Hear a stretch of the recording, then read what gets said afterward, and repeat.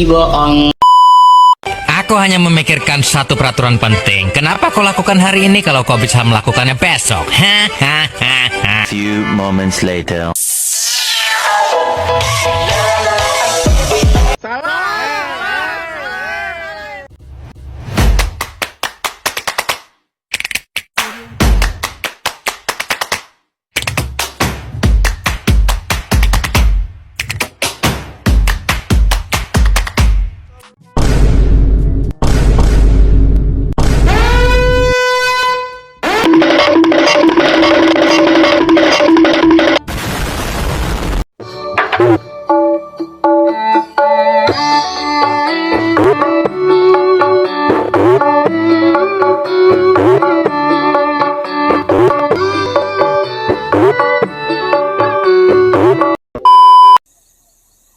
Oke, daon nih.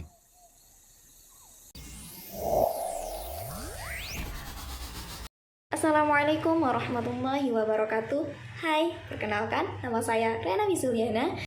Baiklah, di sini saya akan membahas tentang kasus kepailitan PT Dirgantara Indonesia, analisis berdasarkan Undang-Undang Kepailitan dan PKPU. Nah, kasus kepailitan PT Dirgantara Indonesia atau PT Industri Pesawat Terbang Nurtanio merupakan salah satu contoh kasus kepailitan perusahaan yang pernah terjadi di Indonesia. Kasus ini menarik perhatian karena melibatkan sebuah BUMN yang memiliki peran penting dalam industri penerbangan nasional.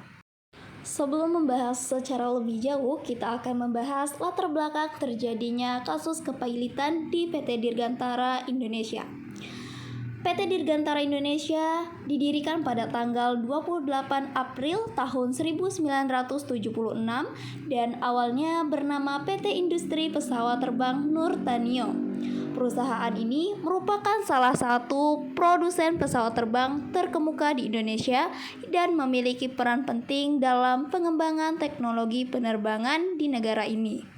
Namun, pada tahun 2003, PT Dirgantara Indonesia mengalami masa sulit dan terpaksa melakukan pemutusan hubungan kerja atau PHK terhadap sejumlah karyawannya. Para mantan karyawan ini kemudian mengajukan gugatan kepailitan terhadap PT Dirgantara Indonesia karena perusahaan dinilai tidak mampu membayar hutang berupa kompensasi dan manfaat pensiun serta jaminan hari tua. Gugatan tersebut akhirnya dikabulkan oleh Hakim Pengadilan Niaga yang menyatakan bahwa PT Dirgantara Indonesia telah memenuhi syarat untuk dinyatakan pailit. Selanjutnya kita akan membahas analisis berdasarkan Undang-Undang Kepailitan dan PKPU. Kasus kepailitan PT Dirgantara Indonesia dapat dianalisis berdasarkan Undang-Undang Nomor 37 Tahun 2004 tentang kepailitan dan penundaan kewajiban pembayaran utang atau PKPU. Selanjutnya kita akan membahas secara lebih rinci analisis berdasarkan undang-undang dari kasus kepailitan ini.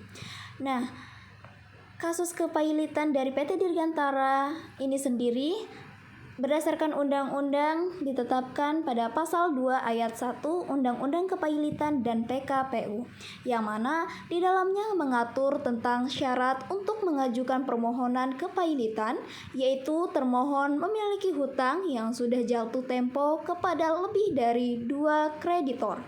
Dalam kasus PT Dirgantara Indonesia, para mantan karyawan yang terdampak PHK memenuhi syarat sebagai kreditor yang memiliki tagihan utang yang sudah jatuh tempo. Hal ini menjadi dasar bagi mereka untuk mengajukan permohonan kepailitan terhadap perusahaan. Kasus dari PT Dirgantara Indonesia ini sendiri tidak hanya berdasarkan pasal 2 ayat 1 saja, tetapi juga bisa ditetapkan berdasarkan pasal 3 Undang-Undang Kepailitan dan PKPU, yang mana di dalamnya menjelaskan bahwa debitur dapat dinyatakan pailit jika A. Debitur sedang dalam keadaan berhenti membayar utangnya baik seluruhnya maupun sebagian dan tidak dapat membuktikan bahwa dirinya tidak dapat keadaan pailit. Atau B. Debitur melakukan perbuatan yang menunjukkan bahwa ia tidak dapat lagi memenuhi kewajiban utangnya.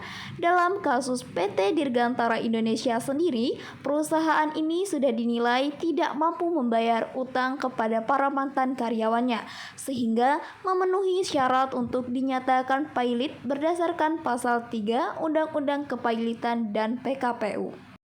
Selain analisis di atas, dapat dilakukan analisis lebih lanjut dari kasus kepailitan PT Dirgantara Indonesia, yang mana dapat dianalisis secara lebih lanjut yaitu sebagai berikut: 1. Permohonan PKPU, 2. Kualifikasi kreditor, 3. Aset PT Dirgantara Indonesia, 4. Peran kurator, 5. Putusan pengadilan niaga, dan 6. Status BUMN. Nah, dari susunan analisis lebih lanjut di atas, maka dapat dilakukan hal-hal berikut ini. Yang pertama itu permohonan PKPU. Sebelum permohonan kepailitan, biasanya debitur atau PT Dirgantara Indonesia dapat mengajukan permohonan PKPU untuk mencari solusi restrukturisasi utang. Dalam kasus ini, jika PT Dirgantara Indonesia tidak mengajukan PKPU, penting untuk mempertimbangkan alasan di balik keputusan tersebut. Karena mungkin saja perusahaan merasa tidak ada potensi untuk mencapai kesepakatan yang menguntungkan dengan kreditor, atau mungkin perusahaan tidak memiliki waktu yang cukup untuk menyusun rencana restrukturisasi yang layak. Analisis lebih lanjut yang dapat dilakukan yang kedua yaitu kualifikasi kreditor. Para mantan karyawan yang mengajukan gugatan kepailitan memiliki klaim yang sah, terutama terkait dengan kompensasi, manfaat pensiun, dan jaminan hari tua. Yang mana di dalam proses ini, kreditor yang memiliki klaim lebih besar atau yang lebih mendesak biasanya mendapatkan prioritas lebih tinggi.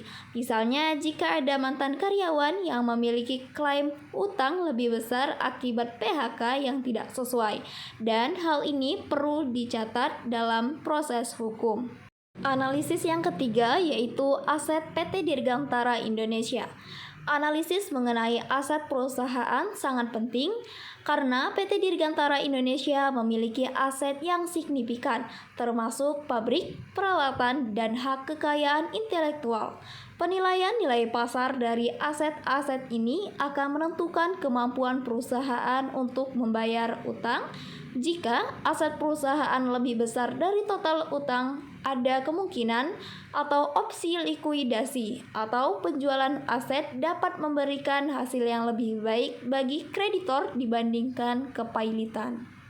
Analisis keempat yang dapat dilakukan yaitu peran kurator. Setelah keputusan pailit, kurator ditunjuk untuk mengelola proses kepailitan. Tugas kurator mencakup pengumpulan dan penilaian aset perusahaan serta pembagian hasil kepada kreditor. Dalam hal ini, sangat penting untuk menilai seberapa transparan dan efisien kurator dalam melaksanakan tugasnya. Karena jika kurator tidak menjalankan tugasnya dengan baik, hal ini dapat menimbulkan masalah lebih lanjut bagi kreditor. Analisis yang kelima yaitu putusan pengadilan niaga. Putusan pengadilan niaga adalah langkah kunci dalam proses kepailitan, karena analisis perlu mencakup alasan dan pertimbangan hukum yang digunakan oleh hakim dalam mengambil keputusan untuk menyatakan PT Dirgantara Indonesia pailit. Selain itu pula, untuk mengetahui apakah semua prosedur hukum diikuti dengan benar, dan untuk mengetahui juga apakah ada penyimpangan yang dapat dipertanyakan dalam proses hukum yang dilakukan. Analisis yang selanjutnya atau yang terakhir yaitu status BUMN. Sebagai badan usaha milik negara, PT Dirgantara Indonesia memiliki tanggung jawab kepada publik.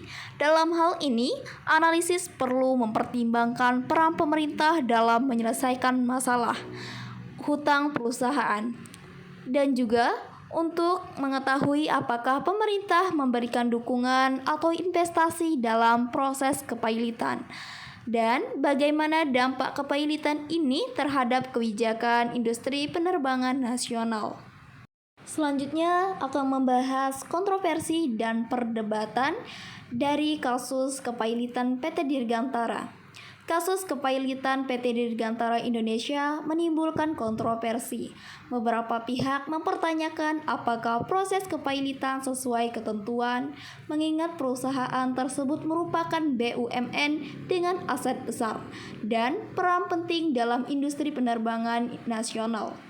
Ada juga yang berpendapat bahwa kepailitan merupakan solusi terbaik untuk menyelesaikan masalah hutang yang dihadapi oleh PT Dirgantara Indonesia. Selanjutnya yaitu dampak dari kasus kepailitan PT Dirgantara Indonesia.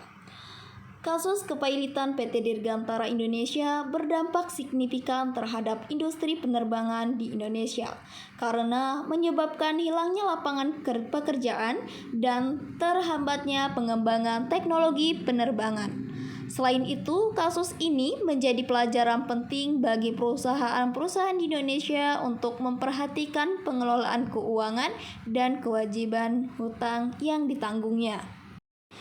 Kesimpulan dari kasus kepailitan PT Dirgantara Indonesia yaitu kasus kepailitan PT Dirgantara Indonesia ini merupakan salah satu contoh nyata penerapan Undang-Undang Kepailitan dan PKPU. Meskipun menimbulkan kontroversi, kasus ini menjadi tolak penting dalam sejarah industri penerbangan Indonesia dan menunjukkan pentingnya pengelolaan keuangan yang baik dan kepatuhan terhadap perundang-undangan. Mungkin hanya sampai di sini saja pembahasan dari kasus kepailitan yang dihadapi oleh PT Dirgantara Indonesia yang kita bahas.